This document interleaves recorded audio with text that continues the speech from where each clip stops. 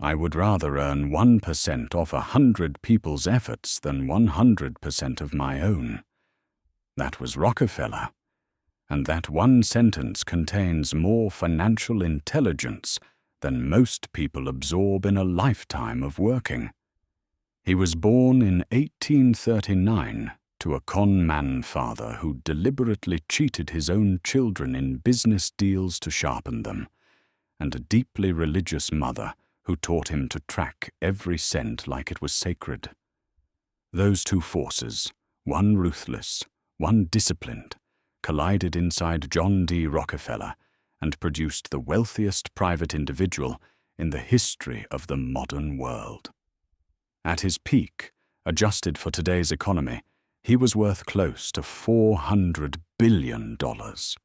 He controlled roughly 90% of all oil refined in the United States, and he built it not through luck, not through inheritance, not through a single great idea, but through a set of financial habits so precise and so consistent that they functioned less like habits and more like a machine. This is how the machine worked. He was 16 years old when he got his first job as an assistant bookkeeper in Cleveland. He made 50 cents a day. That same week, he opened a small red notebook and wrote down every penny he earned and every penny he spent. He called it Ledger A. He tracked 9 cents donated to a Sunday school. He tracked 10 cents given to a poor woman on the street. He tracked clothing purchases down to the exact dollar and recorded them with the same precision he would later use to manage a billion-dollar empire. He kept that notebook for the rest of his life. Even as the richest man in America, he pored over his personal ledgers himself, correcting errors of a cent or two, refusing to let a single number go unexamined. He kept Ledger A in a safety deposit vault like a sacred document, because to him it was. It was the physical proof of the principle that made everything else possible. You cannot grow what you cannot see. You cannot control what you have not measured. Most people have a vague feeling about their finances. They know roughly what comes in and roughly what goes out, and they hope the difference is positive. Rockefeller had a precise relationship with money from the age of 16. He knew exactly what he had, exactly what it cost him to exist, and exactly how much was available to deploy. That clarity was not a side effect of his wealth. It was the foundation of it. He gave away money before he spent it on himself. From his first paycheck at 16, he gave 6% to charity before he touched the rest. By the time he was 20, that number had risen to 10%. He treated giving as an expense with the same discipline he applied to everything else, not because he was sentimental, but because he understood that a man who practices directing money outward with discipline also practices directing it everywhere else with discipline. The habit of intentional allocation, deciding before you receive where money goes, was one of the core financial muscles he built before he ever had real money to manage. His father lent him money at the full prevailing interest rate, and then called in the loans without warning, deliberately to force his son to always keep reserves. Most people would resent that. Rockefeller absorbed it as one of the most important financial lessons of his life. Never be fully deployed. Always have something in reserve that nobody knows about. When the crisis comes, and it always comes, the man with reserves moves while everyone else freezes. In the panic of 1857, when banks collapsed and businesses folded across the country, Rockefeller kept his job, kept his ledger, and watched opportunity pool around the wreckage of other people's lack of preparation. He understood the oil business at a structural level that most of his competitors never reached. They thought about the price of oil. He thought about the cost of moving oil. While everyone else was focused on what oil sold for, Rockefeller was obsessed with what it cost to get oil from the ground to the customer.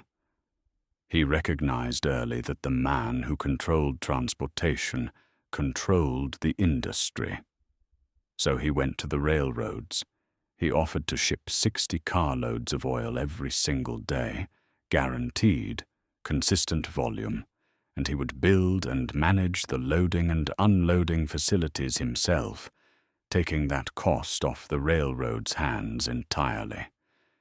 In exchange, he negotiated shipping rates that were a fraction of what his competitors paid.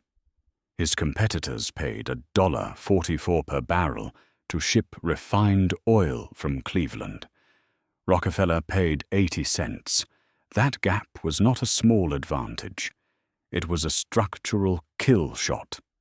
A competitor operating at the same efficiency as Rockefeller was still losing 64 cents per barrel before the day even started, and Rockefeller used that gap ruthlessly. He drove prices down so low that competitors either had to sell their refineries to him or watch themselves go bankrupt.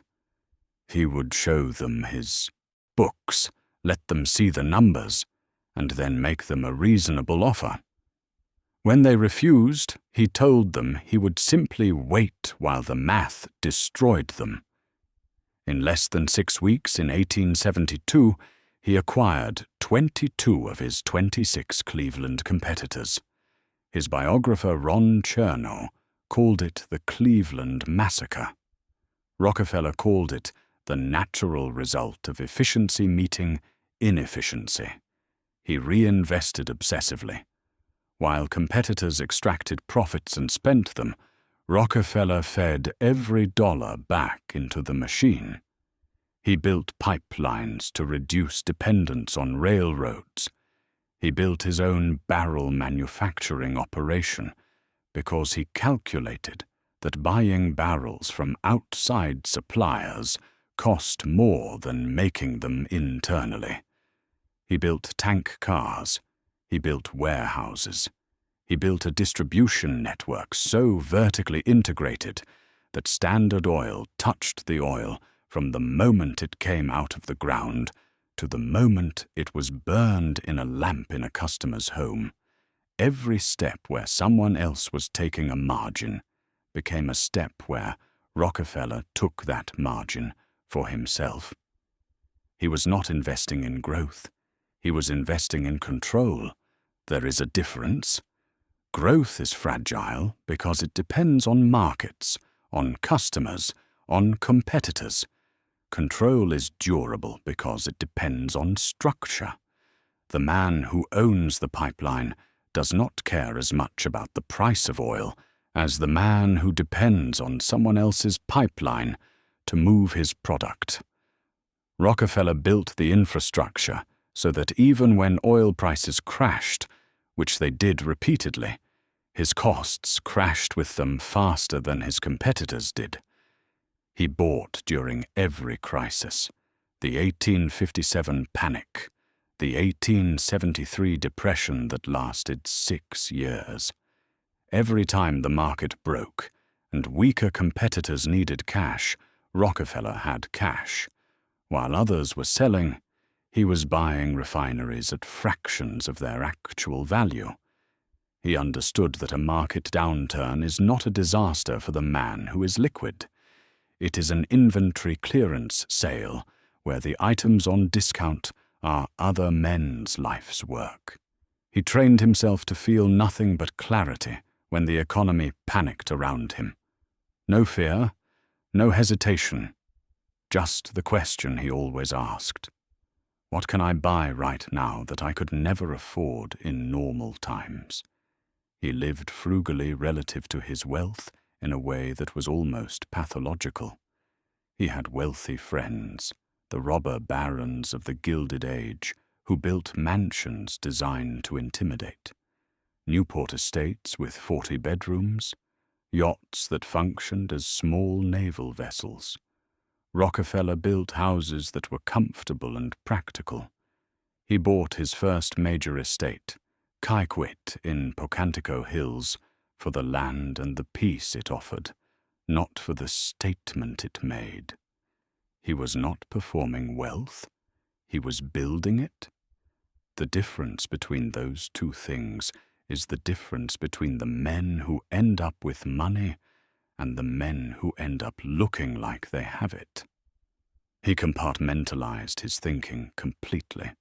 When he was at work, he worked with total focus, notorious for his silence in meetings, absorbing everything, revealing nothing, deciding slowly and then acting with complete commitment. When he left work, he left it entirely. He played games with his children in the evenings. He gardened. He rode his bicycle through the grounds of his estate when he was in his 80s. He understood, without anyone teaching him the vocabulary of modern performance science, that the brain requires recovery to maintain the kind of precision he demanded from it. He did not grind himself to exhaustion.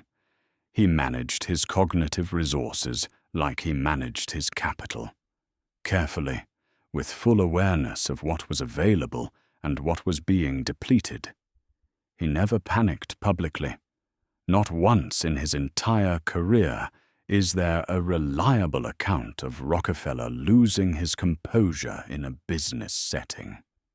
When Ida Tarbell's investigative reporting was destroying Standard Oil's public reputation, when Congress was investigating him, when the antitrust suit that would eventually break up his company was building momentum, Rockefeller played golf. He gave calm, measured interviews. He deflected with a patience that infuriated his enemies because they could not find the lever that would make him crack. He understood that public composure was a form of power. The man who appears unshaken signals that he has resources his enemies cannot see. Panic signals the opposite. Most people treat money like weather, something that happens to them, something that arrives and departs according to forces outside their control. Rockefeller treated money like a science, one with knowable laws, measurable inputs, and predictable outcomes for the man patient and disciplined enough to apply them consistently. The ledger is still sitting in a vault somewhere. 97 years of financial discipline written in a small red notebook. The question is not whether the system worked. The question is whether you are willing to build one.